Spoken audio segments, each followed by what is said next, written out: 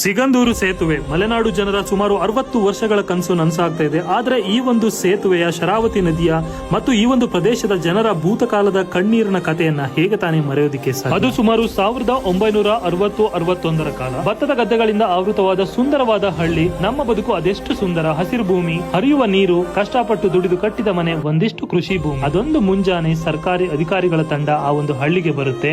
ಜೊತೆಗೆ ಪೊಲೀಸರು ಕೂಡ ಬರ್ತಾರೆ. ಬಂದು ಹೇಳ್ತಾರೆ, ನಾವು ಸರ್ಕಾರದಿಂದ ಬಂದಿದ್ದೇವೆ, ಲಿಂಗನಮಕ್ಕಿಯಲ್ಲಿ ಜಲಾಶಯವನ್ನ ಕಟ್ತಾ ಇದ್ದೇವೆ, ಆದ್ದರಿಂದ ಈ ಎಲ್ಲಾ ಪ್ರದೇಶಗಳು ನೀರಿನಲ್ಲಿ ಮುಳುಗಿ ಹೋಗುತ್ತೆ, ನೀವು ಈ ಎಲ್ಲಾ ಊರನ್ನ ಬಿಟ್ಟು ಬೇರೆ ಊರಿಗೆ ಸ್ಥಳಾಂತರವಾಗಬೇಕು. ಈ ಮಾತನ್ನ ಕೇಳಿ ಜನರಿಗೆ ಆತಂಕ ಶುರುವಾಗುತ್ತೆ.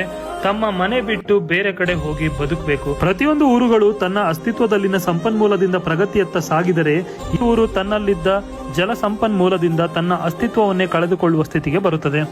1951ರಲ್ಲಿ ನಿರ್ಮಾಣವನ್ನ ಶುರು ಮಾಡಿ 1964ಕ್ಕೆ ಸಂಪೂರ್ಣವಾಗಿ ಲಿಂಗನಮಕ್ಕಿ ಡ್ಯಾಮ್ ಅನ್ನ ಕಟ್ತಾರೆ. 2.4 ಕಿಲೋಮೀಟರ್ ಉದ್ದ ಮತ್ತೆ 1819 ಅಡಿಗಳಷ್ಟು ಎತ್ತರದ ಜಲಾಶಯ ನಿರ್ಮಾಣವಾಗುತ್ತೆ. ಇದು ಮಲೆನಾಡಿನ ಶರಾವತಿ ನದಿ ತಟದ ಪ್ರದೇಶಗಳಿಗೆ ಆಳವಾದ ಮತ್ತೆ ದುರ್ಗಮವಾದ ಪರಿಣಾಮವನ್ನು ಬೀರುತ್ತೆ. ಅಂದರೆ ಸಾಗರದ ಸುಮಾರು 99 ಗ್ರಾಮಗಳು ಮತ್ತೆ ಹೊಸನಗರ ತಾಲೂಕಿನ 76 ಗ್ರಾಮಗಳು ಸಂಪೂರ್ಣವಾಗಿ ನೀರಿನಲ್ಲಿ ಮುಳುಗಡೆ ಆಗ್ತವೆ. ಮತ್ತೆ ಸುಮಾರು 12,000 ಜನರನ್ನ ಈ ಪ್ರದೇಶದಿಂದ ಬೇರೆ ಪ್ರದೇಶಗಳಿಗೆ ಮುಳುಗಡೆಯಾದ ನಂತರ ಅಲ್ಲಿದ್ದ ಜನರೆಲ್ಲ ಸರ್ಕಾರದ ಒತ್ತಾಯಕ್ಕೆ ಮತ್ತೆ ಅನಿವಾರ್ಯ ಕಾರಣಗಳಿಂದ ಆ ಊರನ್ನು ಬಿಟ್ಟು ಬೇರೆ ಊರುಗಳಿಗೆ ಹೊಸ ಜೀವನವನ್ನು ಹುಡ್ಕೊಂಡು ಹೋಗ್ತಾರೆ. ಆದ್ರೆ ಕೆಲವೊಂದಿಷ್ಟು ಜನ ಮಾತ್ರ ಅಳಿದುಳಿದ ಜಾಗಗಳಲ್ಲಿ, ಪುಟ್ಟ ಪುಟ್ಟ ಪ್ರದೇಶಗಳಲ್ಲಿ ಅಲ್ಲೇ ಉಳಿತಾರೆ. ಆದ್ರೆ ಅಲ್ಲಿ ಉಳಿದಂತ ಜನರಿಗೆ ಯಾವುದೇ ರೀತಿಯ ಮೂಲಭೂತ ಸೌಕರ್ಯಗಳು ಇಲ್ಲದೆ ಮತ್ತೆ ಒಂದು ದಡದಿಂದ ಇನ್ನೊಂದು ದಡಕ್ಕೆ ಸಂಪರ್ಕಗಳಿಲ್ಲದೆ ಅವರು ಪಟ್ಟಂತ ಕಷ್ಟಗಳು ಒಂದೆರಡಲ್ಲ. ತಮ್ಮ ನೆಲದ ನೀರಿನಿಂದ ರಾಜ್ಯಕ್ಕೆ ಬೆಳಕು ನೀಡಿ ಉರಿಯುವ ದೀಪದ ಕೆಳಗಿನ ಕತ್ತಲೆಯಂತೆ ಪೂರ್ತಿ ಜೀವನವನ್ನ ಕತ್ತಲೆಯಲ್ಲೇ ಕಳೆಯುತ್ತೆ ಈ ಒಂದು ಪ್ರದೇಶ.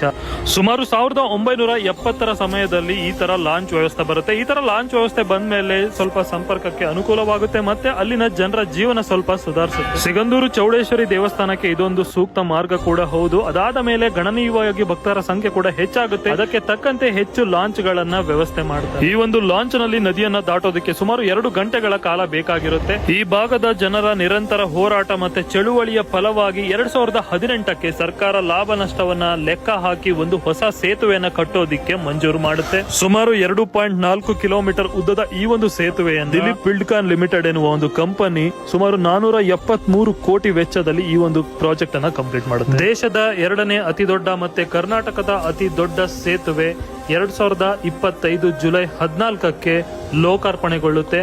Thank you.